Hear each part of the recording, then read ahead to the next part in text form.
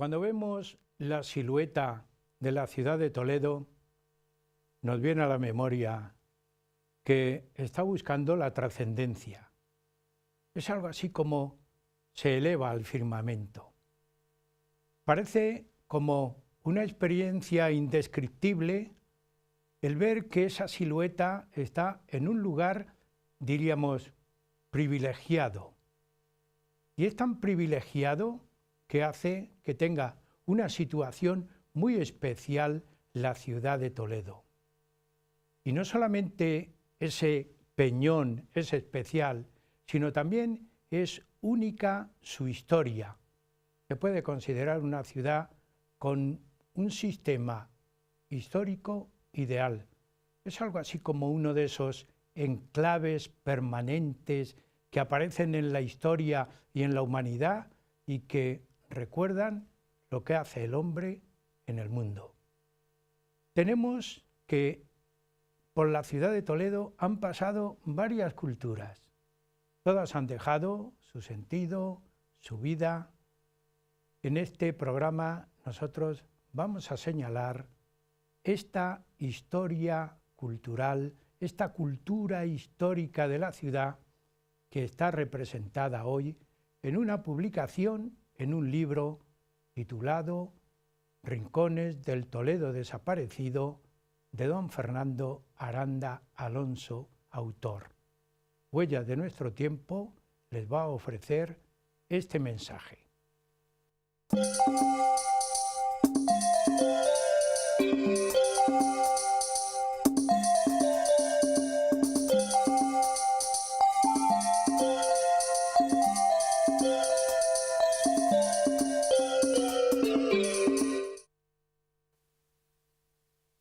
Cuando nosotros presentamos un programa, siempre estamos pensando en la Cofradía Internacional de Investigadores de Toledo. El programa Huella de nuestro tiempo presenta los trabajos, estudios, tesis, publicaciones de los cofrades. Hoy, Huella de nuestro tiempo les va a ofrecer un trabajo, una publicación que lleva por título Rincones del Toledo desaparecido, cuyo autor es don Fernando Aranda Alonso. El libro, ya veremos a lo largo del programa, tiene fundamentalmente dos inquietudes. Por un lado, exponer la historia de Toledo literariamente, pero también acompañarla simbólicamente con dibujos. Tenemos en el estudio, por supuesto, al autor, pero también al presentador del libro. Son, a mi izquierda, don Juan Estanislao López Gómez, presentador del libro, historiador, investigador, profesor, y a su lado a nuestro amigo don Fernando Aranda Alonso, investigador y notable dibujante. Yo quiero destacar hoy en el programa esa faceta. Se puede transmitir a través del dibujo, a través de la imagen, se pueden transmitir muchas cosas y sobre todo en el ámbito educativo, porque esta es una obra educativa. Tenemos a su lado su obra, Rincones del Toledo desaparecido. Yo, como siempre, a los dos invitados les agradezco que hayan querido estar en el programa con una propuesta tan atractiva como es la presentación del libro. Así que a los dos os tengo que agradecer que hoy el programa le brindéis de esta manera, que es una manera no solamente atractiva, sino, diríamos, muy sensible, porque la mayor parte de las veces, cuando hablamos de algo, nos falta la sensibilidad para transmitir. Pues yo creo que aquí se va a transmitir, además de historia, sensibilidad. Así que, Fernando, muchas gracias por haber venido con tu libro. Gracias a vosotros. Y bien, pues vamos a situarnos, si os parece, para que nuestros espectadores vayan captando qué es lo que les vamos a ofrecer hoy. Un libro, por supuesto, una publicación. Ahí está condensado todo un trabajo. Brevemente al presentador del libro, podemos decir cómo es la estructura, cómo está tratado todo ese recorrido histórico de la ciudad de Toledo, con esos rincones que aún se han quedado desaparecidos, que no existen, pero que ahí están reflejados. Juan. Bueno, lo primero quiero dar las gracias, porque es un honor para nosotros estar acompañándote aquí. Y como me has presentado como presentador, pues yo creo que voy a presentar el libro, efectivamente. Este libro, como apuntabas en un principio, son 2 libros a la vez. Cuando nosotros cogemos la voluminosa obra, que es una maravilla, no solamente la envoltura, sino la criatura también, pues tenemos en nuestras manos 2 libros a la vez. Uno histórico-literario y otro pictórico, como muy bien apuntabas. Uno complementa al otro. Lo cierto es que a Fernando Aranda pues se le conoce mucho más como pintor, como artista de pincel y de plumilla en este caso, que como historiador. Pero esa faceta no hay que desecharla en esta obra. Una obra fabulosa, impresionante, soberbia, y no habla el amigo, sino habla el lector. Yo ya he tenido el privilegio de haber leído la obra, incluso antes de salir al público, y es una obra muy amena, una obra que está hecha tanto para el erudito como para el lector curioso. ¿Por qué? Pues porque la temática está basada en documentación, no es al albur, no es decir, bueno, pues son caprichos del artista que pone estas obras, sino que son unas obras basadas en unos documentos históricos, o también, si queremos ver la otra vertiente, son documentos históricos complementados con una obra pictórica. Y todas estas obras, ya digo, se complementan la una con la otra y no tienen nada que envidiar una parte a la otra. Y como decía, es para el erudito porque son algunas veces datos históricos, yo que soy un poco aficionado a la historia, que dices, esto ha costado muchísimo trabajo, esto es de un esfuerzo tremendo de muchos años porque son de legajos, no es una obra divulgativa donde ha sido la fuente, sino que la fuente ha sido primigenia.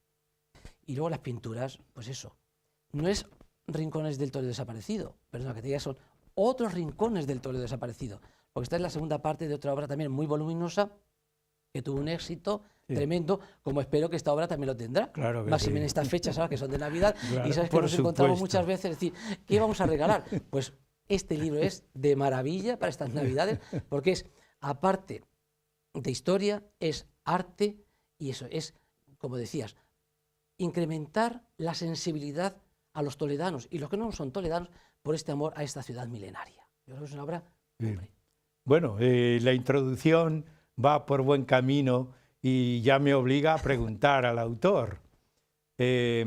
Cuando se piensa en una obra, por lo menos los que nos dedicamos un poco, no solamente a la enseñanza, sino también a preparar cosas y cuestiones, siempre se piensa, ¿yo para qué voy a hacer esto? ¿Cuál es el objetivo, fundamentalmente? Aunque el fin se quede ahí un poco lejano, pero inmediatamente. Fernando, ¿cuál es el objetivo que a ti te marcó ese espíritu porque el objetivo no va solo, siempre lleva un espíritu, ese espíritu de dibujar, de buscar, de indagar, de investigar para llegar al objetivo? ¿Cuál fue, Fernando? Pues mira, exactamente el objetivo fundamental de hacer esta obra fue la belleza de la ciudad de Toledo. Ese fue el acicate que me hizo pues empezar a pintar. A lo largo de muchos años pues he pintado por las calles, por las plazas, por las orillas del río, y el dibujo normalmente, pues cuando uno dibuja, es hacer poesía, y sobre todo cuando se hace plumilla, se hace poesía con los trazos, con las curvas, con las rectas. Esa poesía, cuando ya se ha culminado, cuando ya se ha hecho la obra completa, queda estática en el tiempo y te demuestra, o te muestra, mejor dicho, un espacio concreto y un momento de la vida de esa imagen. Entonces, había la necesidad de completar con datos históricos eso que se reflejaba allí. Y eso es lo que me llevó pues, a hacer el primer tomo del Rincones del Toledo desaparecido, que en aquel momento pues, reflejaba las calles de Toledo, las fuentes, es decir, la belleza urbana de nuestra ciudad. En el caso de esta segunda obra, pues ha sido todo lo que rodea la ciudad, es decir, el río, a lo largo de su recorrido bordeando la ciudad, y luego la historia de sus puertas y también, como no, pues lo que quedó de no comentado en el primero, que son pues una cantidad de barrios o de circunstancias ya del casco histórico nuestro. Pero en suma, lo que a mí me ha movido a hacer el libro es la belleza y el encanto de nuestra querida ciudad de Toledo. Con ese espíritu no me extraña que tú dibujes. Ya hablaremos ahora en esta primera parte del programa del dibujo, porque yo también miro, porque hay que saber no solamente pensar, sino también llevar el pensamiento a mirar. Y cuando miramos un dibujo, hay que buscar en el dibujo el trazo, el por qué se hace esa línea así, que ya te lo preguntaré. Pero bien, pero antes, relacionado con el objetivo y ese espíritu que tú has marcado en tu trabajo, es un reflejo de acontecimientos históricos de la ciudad. ¿Por qué has buscado tú esto? ¿Y en qué te has identificado más? Porque es un reflejo, diríamos, secuencial en el tiempo. Fernando, ¿es así? Sí, según, sí, claro, claro. Según te lo planteo yo. Evidentemente, pero es que ten en cuenta que cada imagen lleva unida una historia. Entonces, yo muchas veces cuando paso por Toledo lo pienso, si las piedras de Toledo pudieran hablar y pudieran contarnos su historia, pues esto va un poco en ese sentido, en sacar la esencia histórica de todos esos lugares que, bueno, pues están ahí y a veces son poco conocidos. Mira, en el caso concreto de este libro, pues uno de los puntos fundamentales ha sido pues todo lo que ha habido a lo largo del río en la historia, concretamente los molinos. Hoy nosotros cuando paseamos por la orilla del río, pues resulta que vemos frogones, vemos restos y pues a veces parece que son pues montones de piedras o de ladrillos que han quedado ahí, pero no nos damos cuenta que en ese montón de piedra o de ladrillo hay una larga historia, no solo de trabajo y de belleza, sino una historia de utilidad para la ciudad, porque el río ha sido el que ha suministrado a la ciudad pues muchos elementos que la ciudad ha necesitado en su momento, como ha sido, luego podemos hablar de ello, energía, o ha sido belleza, o ha sido puentes, o ha sido una cantidad de cosas enormes. Sí. Al presentador, Juan, tú cuando mirabas el libro identificabas, oye, pues estos restos o esta pequeña historia que yo veo aquí, ¿se había quedado descolgada en el tiempo o estaba enlazada también en el tiempo con sí. otros acontecimientos? Efectivamente, y además tengo yo que añadir que la obra de Fernando en esta primera parte, porque el libro no es que esté dividido en capítulos, pero sí que está en tres grandes bloques. Uno que es el río, en torno a él, otras son las puertas, tanto de acceso como las interiores, que Fernando llega a contabilizar 61 puertas y portillos, y luego los monumentos de Toledo y sus habitantes. Esos son los tres grandes bloques. Y el primero del que estamos hablando, del río, vamos, no es que sea para mí, sino que he indagado un poquito y en realidad esta es la obra más completa, históricamente hablando, que se ha hecho sobre el río Tajo.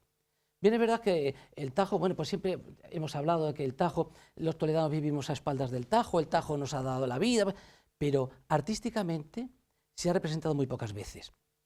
Grandes maestros como el Greco, por ejemplo, ha pintado el Tajo, ¿no? Y esos artificios de las altas ruedas, que diría, ¿no?, nuestro paisano García Soda Vega, y las azudas, y norias, acequias y tal, pero siempre se pintaban en un plano secundario, como complemento, como algo supletorio, pero no como tema central. Fernando, su obra, en otros rincones del Toledo desaparecido, es esencial, es la obra cumbre, yo diría, hasta el momento. Nunca hay un límite, ¿no? Siempre hay el que tiene que superar, porque esa es, pero así prospera la humanidad, ¿no? Que alguien venga detrás y tenga que superar. Pero hoy día es la obra más completa, históricamente hablando, e históricamente también documentada, que hay sobre el Tajo. Es una obra cumbre, muy bonita, muy interesante, muy trabajada y muy estudiada. ¿Por qué? Porque además no es eso, no es el Tajo, el monumento que vemos, sino que se revive con los afanes, con las personas, con los oficios que en torno al Tajo ha vivido la ciudad de Toledo. De Toledo pescador o pajarero, Sí.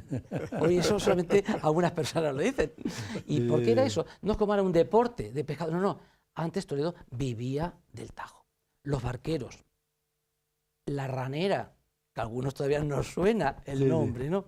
Los pescadores, los azacanes, todo vivía del Toledo. Incluso era tan importante que en una de las obras, en el siglo XVIII, cuando a finales del XVIII se empiezan a poner agua corriente, pues los municipios toledanos dicen que no hace falta, porque los toledanos están connaturalizados con el agua del Tajo, no hace falta que beban otro tipo de agua. Gracias a Dios que se pusiera agua corriente, ¿no? Pues si seguimos bebiendo el agua que tenemos hoy día, fíjese dónde agua del estaríamos, río. ¿no? Pues bien, ya digo, todas esas vivencias han quedado plasmadas en la obra y es interesantísimo, muy bonito. Sí, sí. Además, los distintos cauces, porque el Tajo sí ha pasado por el mismo sitio, pero ha tenido distintas regueras, distintas cosas. Yo, viendo la obra, Fernando, aparecen unos dibujos que llaman mucho la atención. También como educador, yo siempre me acuerdo que una imagen puesto en una pizarra en una clase capta mucho la atención de los alumnos, generalmente, sí, y lo sabéis vosotros tanto como yo. Muchas veces, sobre todo en la enseñanza primaria, cuando hay un buen dibujante, un maestro dibujante, llena la pizarra de dibujos y está dando la lección. ¿Cuál es el estilo que tú has buscado con tu plumilla? Porque otro podría decir, pues yo lo hubiera representado con óleo. Otro hubiera dicho, pues yo con grabados. Otro, pero tú has utilizado siempre mucho la plumilla. Pues te voy a decir, efectivamente, la plumilla tiene dos razones fundamentales para utilizarse. La primera es que tú reflejas en un monocolor, en un color único, reflejas unos aspectos de la belleza de aquello que estás contemplando. Pero luego detrás de eso hay un aspecto económico también, y es que la plumilla puede reproducirse en un libro con mucho más económicamente que reproducir pues una aguada o un óleo que necesita ya cuatricomía. Esta es la pura verdad. La plumilla puede faltarle el color, pero sin embargo se le da vida también con la imagen, con esas curvas o rectas o puntos, pues la plumilla recobra belleza. Y luego hay algo que yo procuro hacer, que no siempre se hace, yo lo procuro hacer, y es añadir la figura humana. La figura humana es un complemento enorme de aquello que se quiere representar. Primero porque nos la sitúa en el tiempo y después porque nos la da cierta vida, cierta alegría. Esa es la razón de por qué trabajo fundamentalmente con la plumilla. Es aparentemente muy esquemática, aparentemente, pero el trazo debe ser muy ligero, sí, para expresar y representar, sobre todo monumentos, ¿no es así? Sí, fundamentalmente la plumilla, lo bonito que tiene que es que se puede representar la sombra con múltiples líneas. Ese es el gran problema también, técnicamente, porque claro, tú tienes que hacer una imagen haciendo las sombras con pequeñas rayas y la luz la que te da el papel, pero se puede conseguir, de hecho se consigue.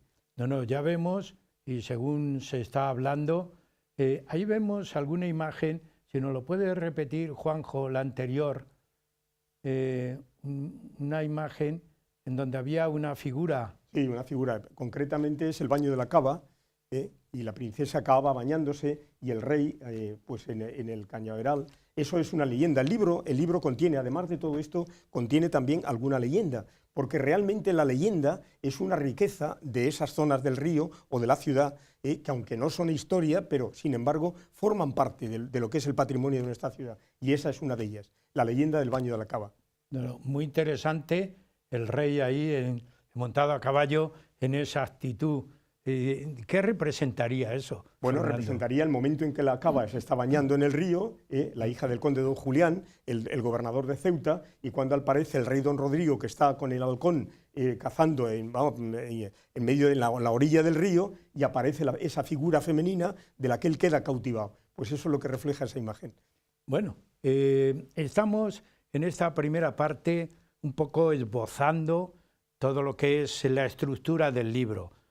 Ya hablaremos capítulo a capítulo y parte a parte de cada uno de los contenidos que tiene. Pero en este pequeño tiempo que nos queda, Hay algo añadido que son unos planos de Toledo. Solamente el Greco pues pintó un plano de Toledo, como ya sabéis vosotros mejor que yo. Y yo solamente hago mirar. Vosotros estudiáis todo eso. Pero no es frecuente encontrar planos de Toledo y ayudan mucho. Puede ser así, ¿verdad, Fernando? Indudablemente. Los planos que aparecen en el libro, que aparecen concretamente cuatro planos, están basados en el cuadro del Greco de Vista y Plano de Toledo, que hizo pues, a principios del siglo XVII. Bueno, de ahí se ha estructurado, concretamente es una labor que ha hecho una nieta mía, María, pues se ha ido estructurando a trazos actualizados. Y entonces es curioso porque en el plano podemos ver cosas que hoy nos parecerían completamente extrañas. Por ejemplo, hoy vemos las orillas del río, el río antes de entrar en el meandro encajado de la ciudad, pues aparece la gran isla de Antolínez. Que claro, el profano ve ahí, verá de ver si el río, ¿por qué aquí el río se divide? Bueno, pues aparece esa gran mancha blanca bordeada por las orillas del río que corresponde a esa isla que desapareció hacia 1750. ¿Y lo tenemos ahí? Sí, ahí en este plano, sin embargo, aparece la isla mucho más estilizada. Y claro, el lector puede decir, bueno, ¿y por qué en un sitio aparece más estilizada y en otro sitio aparece mayor? Bueno, porque la erosión del río ha cambiado por completo el cauce, y al cambiar el cauce ha cambiado la forma de la isla. En este caso, en el dibujo que estamos viendo, pues eso es posterior a la época en que una inundación cambió el cauce. En aquel momento, mirad, en la ciudad de Toledo, pues resulta que cuando se fue a construir el Hospital de Santa Cruz, pues el cardenal Mendoza se lo encargó a Enrique de Egas. Enrique de Egas, pues este hombre, bueno, se encuentra con el problema de que aquella obra tiene una demanda de material muy importante. La piedra la podía conseguir pues, en los montes de Toledo, la podía conseguir pues, en Urda, en Menasalvas, en San Pablo, pero sin embargo la madera era mucho más problemática. Entonces, esa madera había que traerla de los bosques de Gredos o había que traerla de los bosques del Alto Tajo.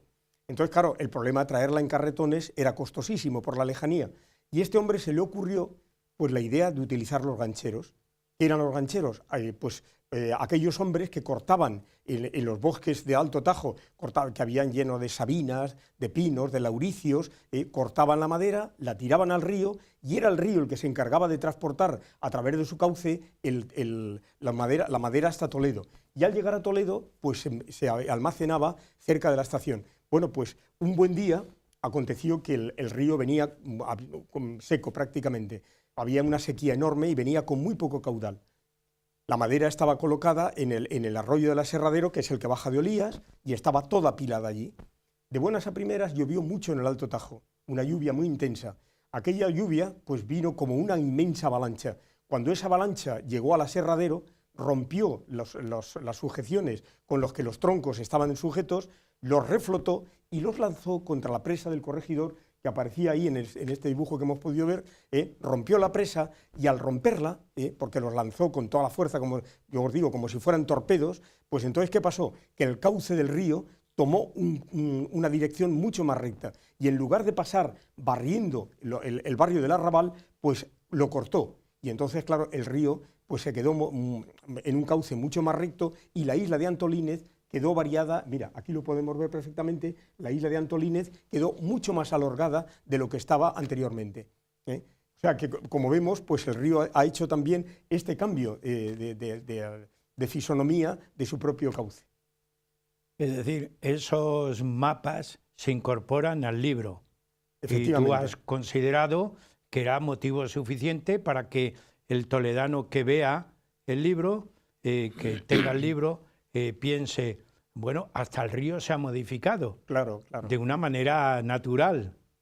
Es que además Sí. en esos planos no solamente se ve lo del cauce del río, en esos planos, como digo, son 4, uno se estudia los barrios de la Judería, que son muy poco conocidos, porque normalmente nos creemos que la Judería es un barrio que engloba todo, pues no, había varios barrios. Entonces, uno detalla los barrios de la Judería, otro detalla concretamente las puertas de Toledo, otro los portillos de la Judería y el tercero se le limita al río. O sea que ese es el porqué de esos mapas. De incorporar los mapas del siglo Los planos. los planos del siglo XVII. Que están sacados del Greco, o sea, que el que lo ha hecho él. Pues ya hay cosas, por ejemplo, curiosísimas, como el convento de San Bartolomé, que no queda nada de él, nada, y sin embargo en el plano aparece el convento de los Bartolos. Para nuestros pues espectadores. El convento de San Bartolomé estaba situado poco más o menos donde hoy está la Venta de Aires. Y en aquel tiempo ese está fidedignamente hecho con datos concretos de Bardengaiden, que él lo dibujó, y yo lo que he hecho es retrotraer la imagen y aumentarla. Entonces se ve perfectamente cómo eran los restos del circo romano y el punto donde estaba. No queda nada porque luego ese convento, tras la invasión de los franceses, se desmonta y sus materiales se utilizan para hacer una cárcel que existió al lado de la Diputación. Bueno, pues llegamos a la mitad del programa. Nuestros espectadores estarán diciendo, queremos más. Claro que les vamos a ofrecer más. Amigos, un descanso. Estamos en el programa Huellas de nuestro tiempo, hoy ofreciendo otros rincones del Toledo desaparecido.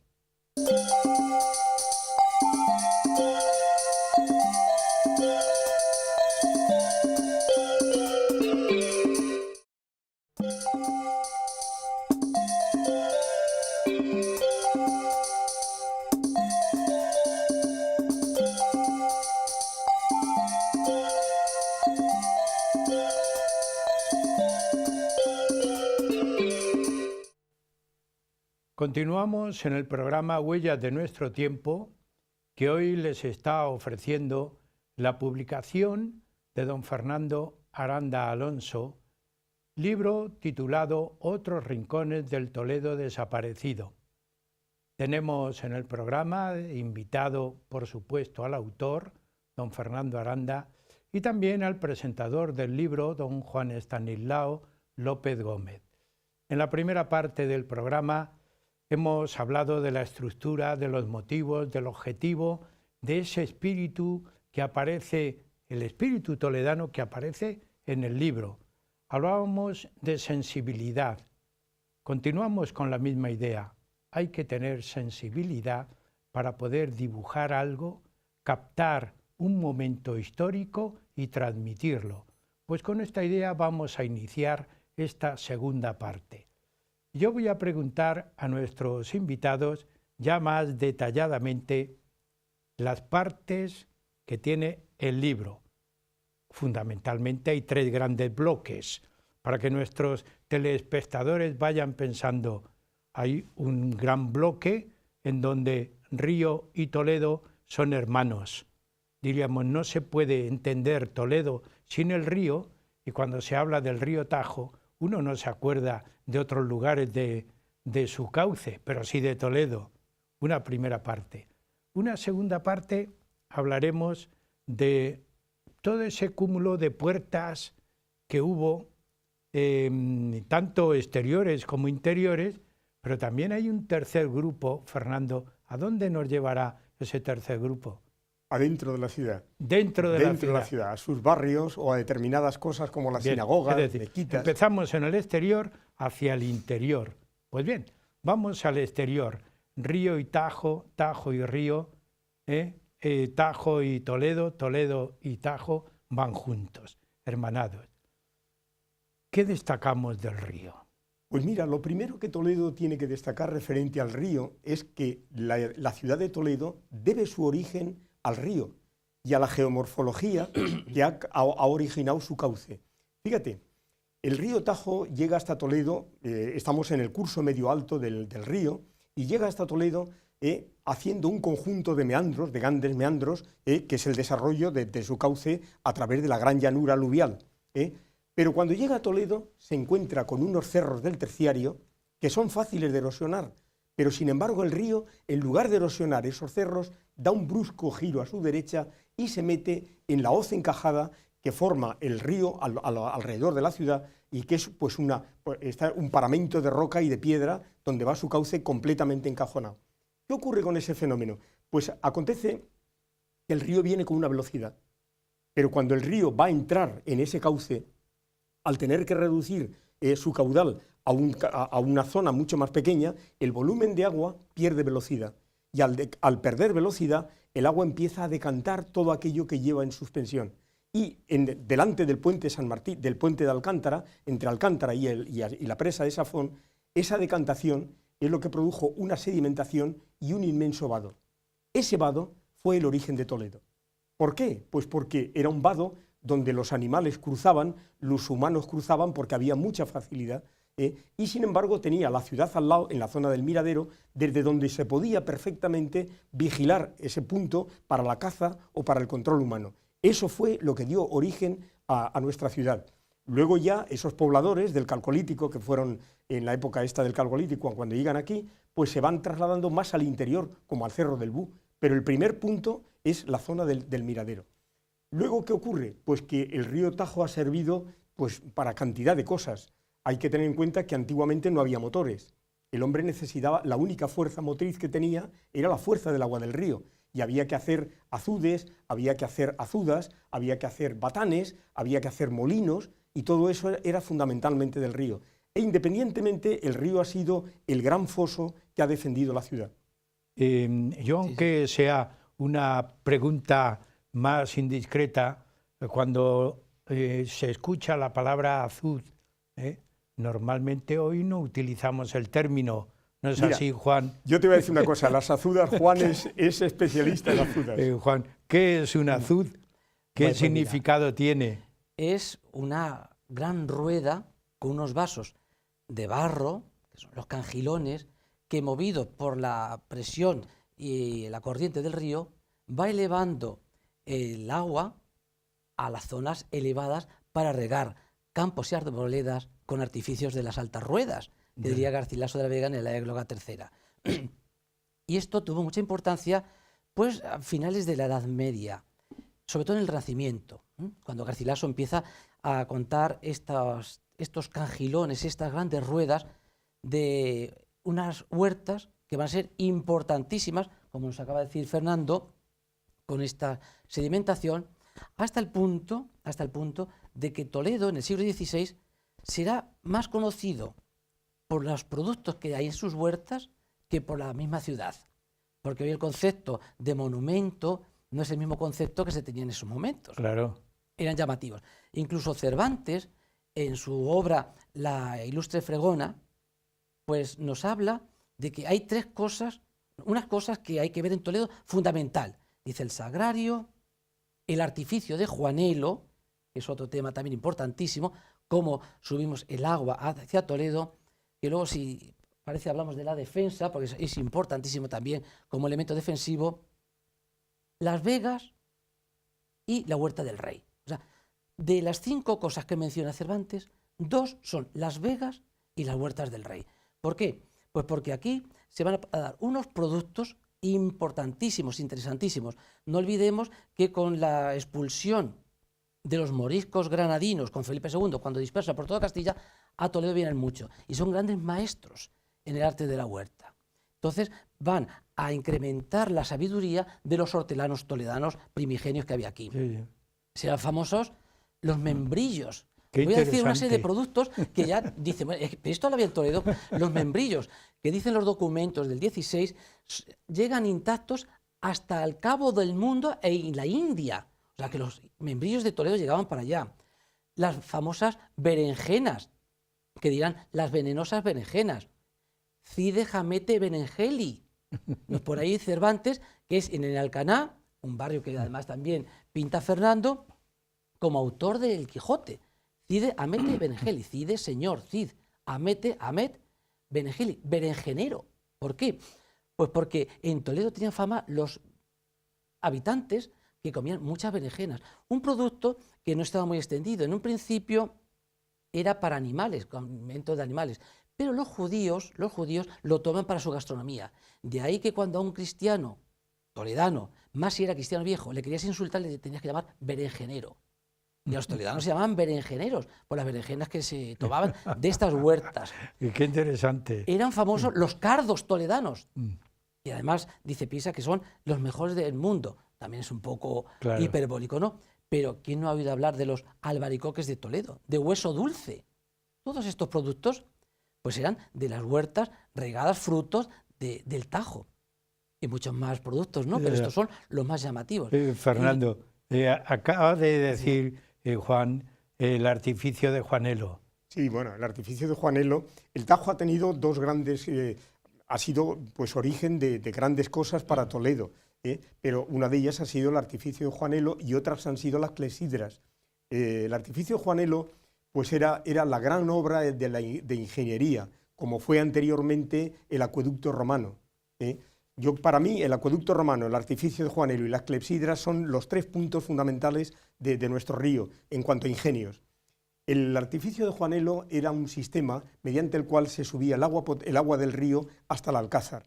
Hay que pensar que subir el agua del río hasta el Alcázar suponía salvar una distancia de 100 metros, hasta directamente cuando llegaba al nivel del propio Alcázar. La ciudad de Toledo, a este hombre, que fue Juanelo Turriano, le debe mucho. De hecho, en el libro se puede encontrar dos partes que se hacen referencia a Juanelo. Una, lo que es, digamos, la historia del propio Juanelo y sus desgraciadas circunstancias, y otra es lo que es la técnica de lo que fue el propio artificio. El artificio Juanelo, como os digo, llegó a Toledo cuando ya había habido un conjunto de fracasos e intentos de subir el agua. Los hermanos Cotten habían intentado subir el agua a Toledo mediante bombas y cuando tenían las bombas puestas reventaron. Había habido unos ingenieros alemanes también que también fracasaron. Y cuando llega Juanelo Turriano, el pobre hombre, pues tiene que sufragar esa inmensa obra, la tiene que sufragar de su propio pecunio, es decir, él mismo.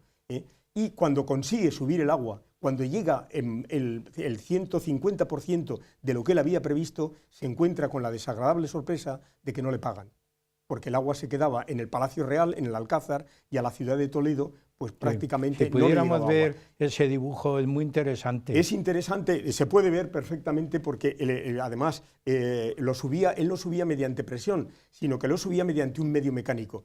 A la orilla del río había dos grandes ruedas vitruvianas con alaves. El río, al impactar en esas ruedas, las hacía girar. Una de ellas tenía como misión mover una pequeña noria que subía el agua hasta 14 metros. Y la otra, ¿qué hacía? Al ir la rueda girando, el movimiento rotativo de la rueda se transformaba en un movimiento de vaivén y mediante una inmensa biela que llegaba desde la orilla del río hasta el Alcázar, iba moviendo unos cazos que iban echando el agua de uno en otro, de uno en otro. El agua iba como si fuera subiendo una inmensa escalera hasta que llegaba arriba del todo. Luego todo eso estaba protegido por una estructura, por un edificio, y ese edificio pasaba por el antiguo hospital donde estaba ahí en el Carmen. Había un pequeño hospital de Santiago de los Caballeros. Entonces ahí hacía una pequeña curva, un pequeño ángulo, con lo cual, claro, ese movimiento angular pensado por Juanelo se complicaba todavía más, porque ya no era un movimiento de una curva, de una biela rectilínea, sino una biela que además hacía un ángulo.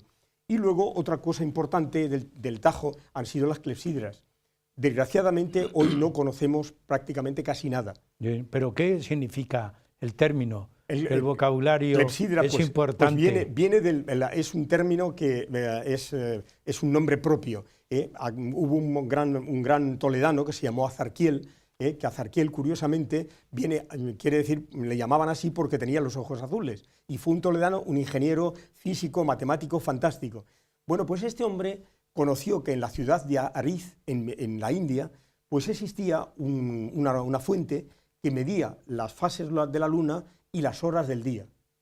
Y él se quedó entusiasmado y dijo, pues yo voy a hacer uno en mi ciudad de Toledo. Sí. Y efectivamente hizo uno en Toledo, que estuvo situado en las faldas de lo que hoy es San Sebastián, donde antiguamente estaba pues, las tenerías. Bueno, y este ingenio, pues resulta que era una especie de casa con dos pilones, dos especies de piscinas, en las cuales el agua, a partir del quinto día del mes, empezaba a crecer o decrecer en función de las fases lunares. Y mediante una especie de relojes que tenía la parte alta, marcaba las horas del día, marcaba las fases de la luna y las horas de la noche, que las medía también, por supuesto. Esto tenía un especial mérito, porque en Aziz, en la India, en Ariz, las horas prácticamente eran las mismas, por la latitud que tiene. Sí. Sin embargo, aquí variaba, y él lo consiguió. No nos queda nada. ¿Por qué? Porque cuando Alfonso VIII está en la ciudad, pues un sabio judío le dice, hombre, vamos a desmontarlo para ver cómo funciona. Lo desmontan y ya no supieron montarlo. Y perdimos las clepsidras para siempre. son muy interesantes y tú lo has podido recoger. Esta Bueno, idea sí. te ha debido costar, ¿no, Bueno, Fernando? cuesta, hay que imaginarse mucho, pero bueno, ahí hay una propuesta de imagen hecha, Andrés, una propuesta de imagen. Sí, porque además yo quiero apuntar que los dibujos de construcciones que hoy no existen, pero existieron, no solamente están basados en la imaginación y la fantasía, sino que están fundamentados en planos y en documentos originales. Sí. O sea, que no es decir ahí tenemos del autor. Ahí tenemos un dibujo. ¿Eso cómo lo denominaríamos, Juan? Ese concretamente, el que había antes, este que ves ahora mismo, eso concretamente son los molinos de Valdecomba. Los molinos de Valdecomba, en la ciudad de Toledo, el molino evoluciona. En principio, los molinos son de aceña. Luego ese molino es de aceña, el que ha aparecido. ¿Qué es la aceña? Pues era una gran rueda vitruviana, vertical, con eje horizontal. Entonces el río, al impactar en los alaves, la hacía girar, pero de forma vertical. Con el tiempo se dan cuenta los molineros que si invierten la rueda y la ponen horizontal y la meten en una cámara, no solamente utilizan la fuerza del río al impactar, sino que además utilizan la energía cinética del agua que le da más fuerza. Y en los molinos que empiezan siendo aceñas terminan siendo molinos de regolfo. Pero ese que ha aparecido ahí concretamente era el molino de Valdecomba, que estaba situado en el arroyo que hoy conocemos el arroyo de la Cabeza. Entonces ese era un molino de Cuba. Es decir, el arroyo tenía poco caudal. Entonces cuando se llenaba el arroyo, entonces es cuando se soltaba y el molino empezaba a funcionar. Juan, le hemos cortado, pero... No, lo que yo quiero decir también que es importantísimo es la defensa. El Tajo, aparte de construir, también defendía. Cuando en el 192 a.C. llega Marco Fulvio Nobilio y conquista la ciudad, dice Toletum ibi parva urs era, sed loco monita. Muy defendida, pequeñita, pero ya estaba defendida. De piedra, de ladrillo, de murallas, el Tajo era un foso natural que defendía muy bien la ciudad. Y también ahí ha quedado en el libro de Fernando reflejado esas construcciones defensivas, como me estoy acordando, por ejemplo, la Torre del Hierro o la Puerta del Hierro. Y otras construcciones, las corachas, o sea, que son construcciones defensivas que, por desgracia, últimamente se están perdiendo algunas de ellas. ¿Qué es una coracha, Fernando? Bueno, Fernando... Bueno, no, Fernando, Juan, sí, bueno, los la coracha es un muro que se desarrolla vertical al sentido de la muralla de la ciudad. Es decir, que baja generalmente para defender un punto o para defender la entrada. Ahora mismo estamos viendo ahí una coracha. Ahora estamos viendo, sí. Lo que veíamos antes. Bueno, pues concretamente Toledo tenía 3 grandes corachas. Las corachas pueden ser corachas húmedas o corachas secas. ¿Qué es una coracha húmeda? Pues es desde la muralla de la ciudad parte ese muro que va a terminar en una torre que está metida en el río. ¿Qué finalidad tenía? Pues que no se pueda avanzar por la orilla del río y rodear la ciudad y penetrar en la ciudad salvando esa parte más débil. Una muralla vertical al río. Vertical y perpendicular sí.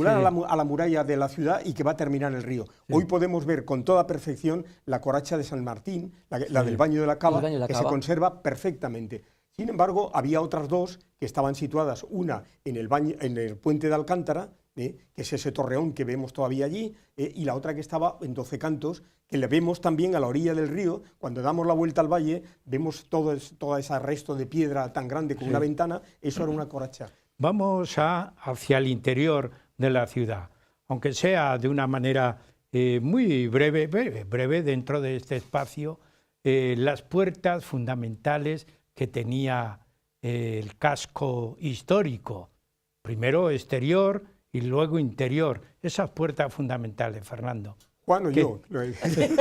El autor, empecemos por el autor, pero Juan también Toledo ha sido todo recinto amurallado, necesita tener una defensa, pero claro, necesita tener un acceso. Entonces, claro, ese acceso tiene que protegerse con una construcción fuerte, con unos batientes potentes para que no sea fácil de abrir. Entonces, Toledo, como ciudad fortificada, en la parte especial que daba a la tierra, o sea, la parte que daba a la sacra, pues empezó a hacerse la muralla y ahí aparecieron 2 puertas fundamentales antiguas, que era la puerta de Bat Sacra que es lo que hoy conocemos como puerta de bisagra, y la puerta de Bab al-Yaúd, que era la puerta que hoy conocemos como puerta del Cambrón. Toledo ha tenido, aparte de esas puertas principales de la muralla, ha tenido otras muchas puertas que han tenido otras misiones distintas. Por ejemplo, comunicar la ciudad con el río. La puerta del Vado, o la que se llamaba puerta de Mahala, Bab Mahala, porque daba al vado donde se podía pasar, pues era una puerta cuya misión fundamental era controlar esa entrada de ese vado. O las había que pues, comunicaban con molinos, como la puerta de Portiel, o las había que algunas de ellas eran curiosamente puertas de atajo. Por ejemplo, la puerta de Bab al-Tefalín. ¿Dónde estaba situada? Pues mira, la puerta de Bab al-Tefalín estaba situada debajo de lo que hoy es el miradero. Esa puerta es curioso porque cuando la puerta del vado queda inundada, que ya sabéis que se inundó en dos etapas distintas, una primera que lo cubrió con 1 metro y la siguiente que lo cubrió con 9 metros, hasta hacerla completamente desaparecer, pues resulta que la subida a Toledo para los grederos pues era muy difícil.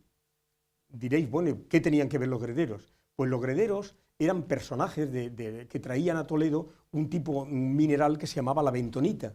La bentonita es un mineral que servía en aquellos tiempos lo mismo para jalbegar las casas. Jalbegar es otro término antiguo, es pintar las casas de cal. Bueno, pues la bentonita servía para jalbegar y servía también para desinfectar el colon, o sea, como medicamento. Claro, la ciudad tenía una demanda y el yacimiento más importante de bentonita pues se encuentra en el pueblo de Magán. Aquí teníamos también en San Martín, pero había que traerla. Y claro, estos hombres se encontraban que tenían que dar la vuelta para entrar por bisagra cuando ya la puerta del vado había quedado inutilizada. Entonces, ¿qué hicieron? Pues utilizar un atajo que subía hacia el miradero y que pasaba a través de una casa. O sea, esa puerta no era una puerta incluida en un edificio. Y de ahí salían a la puerta de Perpiñán y ya entraban en la ciudad. Esa era la puerta de Bab al-Tefalín. Bueno. Hubo otras puertas que comunicaban, por ejemplo, con las tenerías. La puerta de San Sebastián. Hubo otras puertas como que las hubo incluso en el mismo Zocodover. Por ejemplo, la puerta de la Coracha. Zocodover tuvo pues una coracha seca ya que venía desde el Alcázar hasta el Miradero, comprendida entre dos grandes muros, una especie de pasillo. Bueno, pues esa puerta que salía de la Coracha era la puerta que comunicaba la Alcazaba con la Medina. Y curiosamente para los toledanos esa puerta todavía se puede ver, porque si se va al bar del Trébol, se baja al sótano y se puede ver perfectamente esa puerta allí. O la puerta de Bab al-Yail, que era la puerta de los caballos, que es lo que conocemos hoy como Arco de la Sangre. Bueno, ya estamos muy al final del programa, pero hay un grupo que yo no quiero que se olvide. Estamos en el interior, Juan. En el libro aparecen también detalles de los barrios. ¿Qué se destaca en el libro? ¿Qué señala el autor en el libro como importante de los barrios? Bueno, pues importante de los barrios yo pienso que son sus personajes, porque otro apartado de este libro son oficios, laboreos que hubo en antaño, no hace tantos años, pero que hoy han desaparecido, parece que estamos hablando de la Edad Media, y ahí aparecen los aguadores, los azacanes. Están, que algunos hemos oído todavía y parece que no recordamos, la esparraguera, la cardillera, que hemos oído, pues aparece la cardillera. Los empedradores. Los empedradores, los espaderos, vamos a ver qué más, bueno, los aguadores, los bueyeros, los carreros. Pues todos estos oficios están representados. Y además, no solamente eso, sino que es un estudio muy bonito y muy profundo de los estoperoles. ¿Qué son los estoperoles? Pues son esos clavos de cabeza gorda que hay en las grandes batientes. Si pudiéramos ver, ¿hay algún dibujo al final? Sí. Pues ahí es un estudio profundísimo de estos batientes y de estos clavos, de estos estoperoles. Fernando, perdón, ¿le puedes enseñar tú el dibujo? Bueno, aquí vemos algunos oficios. Es muy interesante lo de los estoperoles y lo puede ver la cámara, que son los clavos de las puertas. Clavos de las puertas. Que son auténticas obras de arte de los herreros que trabajaban aquí en Toledo. No de manera industrial, como se hace hoy día, sino de manera artesanal y primitiva. Y además, con la originalidad de que cada estoperol es distinto en cada casa. Entonces, esto también es muy bonito porque el que abra el libro dice, vamos a ver, y además está indicado dónde está cada uno de ellos. Pues vamos al Museo Santa Cruz, o vamos a tal palacio, o vamos a la catedral, y vemos estos clavos que son originales. Obras de arte. Son auténticas Son obras de sí, arte. Pues eso es lo que yo destacaría. Por supuesto, hay muchas más cosas, ¿no? Pero a mí me llama mucho eso, la atención de esos estudios. Y otra cosa también que me gustaría que se enseñara, no, era este Cristo, que es reciente, pero que es pintado también por Fernando en el año de la Misericordia, que además ha vuelto a recuperar una tradición muy importante que había en Toledo. Por desgracia están desapareciendo todos, se están robando. Si nosotros nos acordamos, los más mayores, recordamos cómo en los cobertizos, en los rincones, había cruces, y pero pintura, no solamente los faros, había lienzos, faroles, había faroles. Por desgracia está desapareciendo. Bien, pues Fernando Aranda, al lienzo, con policromía, ha pintado este Cristo, que es una maravilla, el Cristo de la Misericordia, y lo ha vuelto a colocar en un sitio donde había otro Cristo, que es en la iglesia, en la parroquia de los Santos Justo y Pastor. En la cuesta de San Justo. En la cuesta. Para una especie los de toledanos, hornacina primitiva que sepan que había. Dónde está. Bien, pues yo invito a todo aquel amante de Toledo y que le gusta muchas veces perderse por Toledo, que no hay pérdida, porque a mis alumnos cuando dicen, ¿y si nos perdemos? Digo, mirad, ¿habéis visto algún chino perdido en Toledo? Y fíjate si ven un chino, aquí no se pierde nadie. Entonces, perdeos, iros por las calles. Y entonces, que vean esa obra de arte que es una maravilla. Fernando, en estos pocos minutos que nos quedan del interior de Toledo, de los barrios, ¿qué puedes tú transmitir? ¿Qué podemos señalar para que por lo menos los toledanos recuerden? Pues mira, yo diría que visitar cualquier parte de Toledo es un privilegio. Lo mismo si se está en los barrios extremos junto al río, que si se está en la parte alta de la ciudad. Toledo rezuma ese encanto, esa belleza y esa historia que es capaz de cautivar a cualquier persona. Yo quiero tener el libro porque vamos a terminar siempre con una frase importante. Pero también quiero preguntar a Juan, que es profesor todavía en activo. Fernando y yo ya, bueno, somos con minúscula activos. Pero bien, pero tenemos todavía este espíritu y la sensibilidad de poder hacer obras y poder estar en pie, que es lo fundamental. Tú como profesor, sobre todo a los padres, sobre todo a otros profesores, ¿qué les dirías didácticamente de esta obra? Yo les diría muchas cosas, pero no quiero ser yo el que lo diga. ¿Tú qué les dirías didácticamente? Bueno, pues yo les diría que es una obra muy amena, entretenida y se va a aprender muy bien con un lenguaje fácil. ¿Tú crees que, y yo tengo ahora en la mano el libro? En la primera hoja. El libro. Y estoy viendo los dibujos y estoy buscando además una frase importante que es con lo que yo quiero que terminemos el programa. Pero Fernando, ¿tú qué mensajes dirías a los telespectadores sobre tu trabajo, sobre tu obra? ¿Tú qué les dirías? Pues yo lo primero que les daría las gracias es por leerlo. Lo segundo que les diría es que si este libro les ayuda a conocer y a amar nuestra querida ciudad de Toledo, pues se ha cubierto el objetivo principal. No consiste en vender, sino consiste en mostrar. Si ellos aman, si ellos viven la ciudad de Toledo, el objetivo se ha conseguido. Bueno, pues yo os agradezco que hayáis estado en el programa Huellas de Nuestro Tiempo y que me hayáis traído este libro.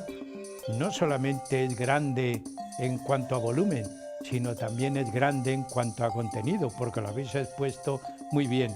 Pero habéis dejado un poco el regustillo para que se pueda leer.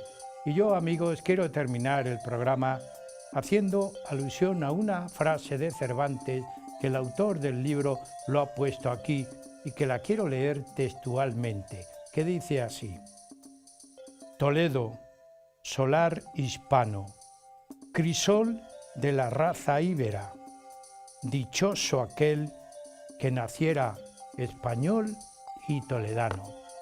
Pues con esta frase les agradezco que estén en el programa Huella de Nuestro Tiempo. Siempre les digo lo mismo, y yo quiero estar en su casa todas las semanas. Muchas gracias.